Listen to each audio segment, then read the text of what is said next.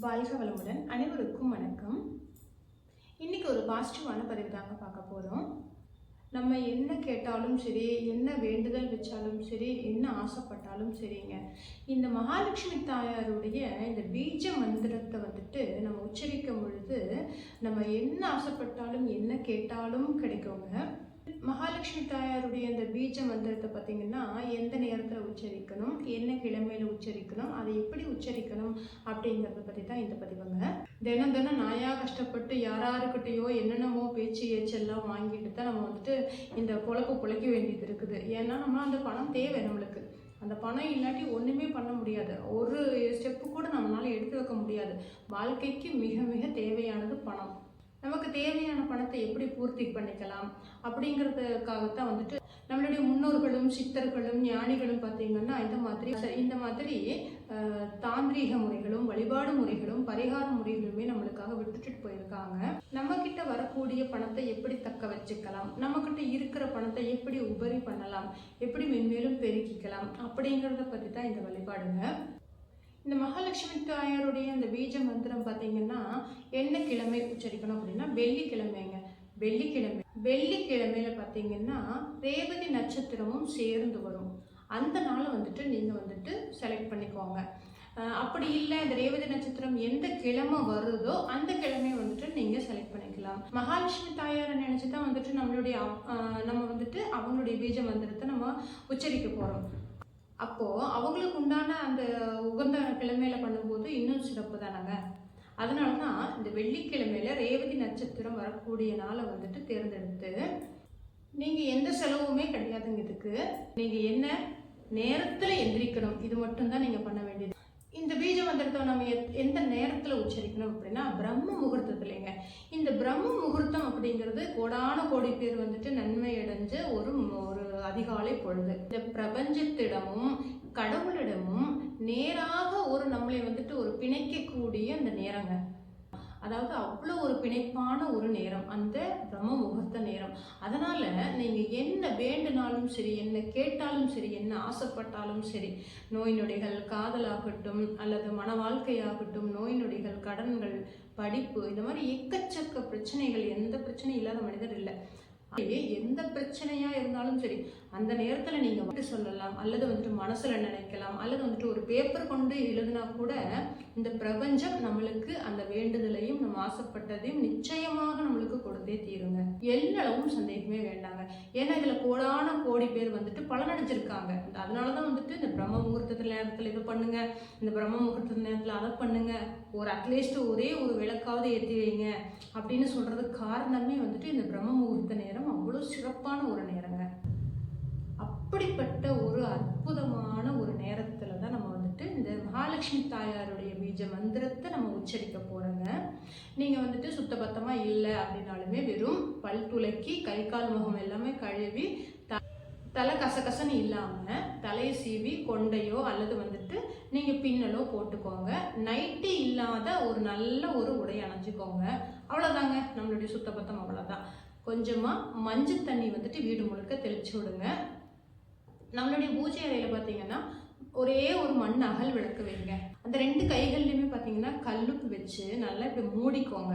இப்படி மூடி மகாலட்சுமி தாயாருடைய படத்துக்கு முன்னாடி அமர்ந்து அமைதியா இந்த மந்திரத்தை உச்சரிக்கணுங்க. அது என்ன மந்திரம்? ஸ்ரீம். அந்த மகாலட்சுமி தாயாரோட மந்திரம் என்னன்னா ஓம் ஸ்ரீம் நம, ஓம் ஸ்ரீம் நம. இவ்வளோதாங்க இந்த மந்திரம். இது சிம்பிளான ஒரு மந்திரம் தான். ஆனால் அந்த மந்திரத்துக்கு இந்த ஓம் அப்படிங்கிறதுக்கும் சரி, அந்த ஸ்ரீம் அப்படிங்கிறதுக்கும் சரி, நம அப்படிங்கிறதுக்கும் சரி அவ்வளோ சக்திகள் இருக்குதுங்க.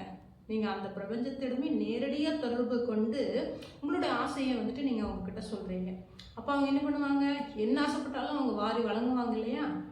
நீங்கள் இதை வந்துட்டு எத்தனை முறை உச்சரிக்கணும் அப்படின்னா 108 முறை கட்டாயம் உச்சரிக்கணுங்க.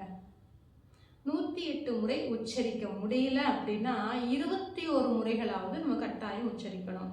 முழு நம்பிக்கையோட, மன மகிழ்ச்சியோட, அகம் குளிர்ந்து அந்த இறைவனிடம் வந்துட்டு இந்த மந்திரத்தை சொல்லுங்க. அமைதியாகவும் இருக்கணும், மகிழ்ச்சியாகவும் இருக்கணும் நம்மளோட மனசு. நம்ம எந்த ஒரு வேண்டுதல் நம்ம நினைச்சாலும் ஆசைப்பட்டாலும் மகிழ்ச்சியாகவே வந்துட்டு ஆசைப்படுங்க. அப்போ அந்த வேண்டுதலாகட்டும் நம்மளுடைய ஆசைகளாகட்டும் அந்த மகிழ்ச்சிகரமாகவே வந்துட்டு அது முடிவடையும். சந்தேகத்தோடு எந்த ஒரு காரியத்தையும் பண்ணும்போது அது சந்தேகமாகவே முடிஞ்சிடும். அதனால் முழு நம்பிக்கையோட மன வாழ்க்கையிலும் சரி, தொழில் செய்கிறோம் அல்லது வந்துட்டு வேலையே செய்கிறோம், எல்லா இடத்துலையுமே நம்ம நம்பிக்கை வைக்கணுங்க. ஒருத்தங்க மேலே நம்ம நம்பிக்கை வைக்கிறது வந்துட்டு ரொம்ப ரொம்ப முக்கியம். எல்லாருமே நம்மளுக்கு நம்பிக்கை துரோகம் பண்ணுவாங்கன்னு சொல்ல முடியாது இல்லையா? அதனால் நம்பிக்கை வச்சு ஒரு காரியத்தை நம்ம செய்யும் பொழுதும் பண்ணும் பொழுதும் நிச்சயமாக அதுக்கு உண்டான பலன் நம்மளுக்கு கிடைக்குங்க. இந்த 108 முறைகள் இதை உச்சரிச்சுட்டு மகாலட்சுமி தாயாருக்கு நீங்கள் வந்துட்டு நெய்வேத்தியமாக ஏதோ ஒன்று உங்களால் முடிஞ்சது அப்படின்னா வைங்க. அதுவும் என்னால் முடியாதுன்னா ஒரு டம்ளர் தண்ணி வைங்க, போதுங்க, அவ்வளோதான். நம்மளுடைய இல்லம் சுத்தமாக இருக்குதோ இல்லையோ, நம்மளுடைய உள்ளம் தூய்மையாக இருக்கணும், சுத்தமாக இருக்கணும், நேர்மையாக இருக்கணும். இதைத்தான் வந்துட்டு கடவுள் எதிர்பார்ப்பாங்க. முதல் விஷயம். அதுக்கடுத்து தான் வந்துட்டு உங்களுடைய வீடு சுத்தமாக இருக்கா, நீங்கள் சுத்தமாக இருக்கீங்களா அப்படின்னு பார்ப்பாங்க. அதனால் நம்ம உள்ள தூய்மையோட முழு நம்பிக்கையோட இந்த மந்திரத்தை உச்சரிங்க. நிச்சயம் கட்டாயம் இந்த மகாலட்சுமி தாயாருடைய அனுகிரகம் பரிபூர்ணமாக உங்களுக்கு கிடைக்குங்க. சரி, இந்த 108 முறையோ அல்லது 21 முறையோ சொன்னதுக்கப்புறம் இந்த கல் உப்பை கையில் வச்சுருக்கக்கூடிய அந்த கல் உப்பை என்ன பண்ணலாம் அப்படின்னா, நீங்கள் எப்பவும் போல் சமையலுக்கு பயன்படுத்திக்கோங்க. இதை எத்தனை வாரங்கள் பண்ணலாம்? 21 வாரங்கள் அல்லது 6 வாரங்கள். ரேவதி நட்சத்திரமும் வெள்ளிக்கிழமையும் எப்பெல்லாம் உங்களுக்கு சேர்ந்து வருதோ அப்பெல்லாம் நீங்கள் பண்ணி பாருங்கள். ரொம்ப ரொம்ப உங்களுக்கு பலன் கிடைச்சிட்டு இருங்க. ரொம்ப ரொம்ப நன்மை உண்டாகும். முக்கியமாக மகாலட்சுமி தாயார் பார்த்தீங்கன்னா செல்வம் ரீதியான அந்த முன்னேற்றத்தை கொடுப்பாங்கங்க இந்த வழிபாட்டுக்கு. ஏன்னா இன்னைக்கு செல்வம் ரொம்ப ரொம்ப முக்கியம் இல்லையா? அந்த செல்வம் இருந்தாலே நம்ம எல்லா பிரச்சனைகளையும் ஓஞ்சிரும் இல்லையா? அப்படிப்பட்ட செல்வத்தை எல்லாம் குவிச்சு வச்சிருக்கக்கூடிய மகாலட்சுமி தாயாரை வந்துட்டு முழு மனசோட நம்ம வந்துட்டு வேண்டி இந்த மந்திரத்தை உச்சரிக்கணுங்க. கைமேல் ஒரு பலன் கொடுத்தே தீருவாங்க. இந்த பதிவு உங்களுக்கு பிடிச்சிருக்கு, உபயோகமாக இருக்குது அப்படின்னா நம்மளுடைய சேனலை மறக்காமல் லைக் பண்ணி சப்ஸ்கிரைப் பண்ணிக்கோங்க. இது போன்ற நல்ல நல்ல பதிவுகள் எல்லாமே வருங்க. முடிஞ்ச அளவுக்கு எல்லாருமே நிறைய தண்ணி குடிங்க. தண்ணி குடிக்கிறது உடம்புக்கு ரொம்ப ரொம்ப நல்லதுங்க. அதே போல் வெயில் காலம் ஆரம்பமாயிடுச்சு. இந்த பறவைகளுக்கும் சரி விலங்குகளுக்கும் சரி உங்களுடைய வீட்டுடைய வெளியில் கேட்டு பகுதியில் பார்த்தீங்கன்னா ஒரே ஒரு சின்ன உங்களுக்கு யூஸ் பண்ணாத ஒரு பாத்திரமோ டப்பாவோ இருந்துச்சுன்னா அதில் கொஞ்சமாக மணல் போட்டு தண்ணி ஊற்றி வைங்க. ஏதோ ஒரு வாயில்லா ஜீவன்கள் குடிச்சிட்டு போகட்டுமே. அதே போல் உங்களோட மொட்டை மாடியில் அதே போல் ஒரு பாத்திரத்தில் தண்ணி வைங்க பறவைகளுக்கு.